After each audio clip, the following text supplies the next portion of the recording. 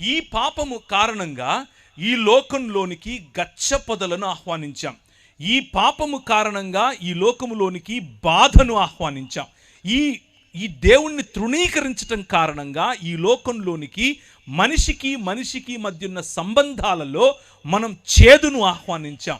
దేవునితో సంబంధాన్ని కోల్పోయిన కారణం చేత జంతువులు మన మీద తిరగబడ్డాయి, సృష్టి మన మీద తిరగబడింది, గాలి మన మీద తిరగబడింది, నీరు మన మీద తిరగబడింది, భూమి మన మీద తిరగబడింది. మనము అధికారం చేయాల్సినటువంటి ఈ ప్రపంచం మనపై అధికారం చేయటం మొదలుపెట్టింది. కారణం ఏమిటి అనంటే, అంధకార సంబంధమైన దురాత్మ సమూహములకు మనము కొమ్ము కాసేట్లుగా నిర్ణయం తీసుకున్నాం.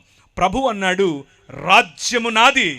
మనం అన్నాం, కాదు, నీది కాదు, రాజ్యం నాది అని అన్నాం. దాని పర్యవసానం మనుష్యుల మధ్యలో మనిషికి పొసగకపోవటం.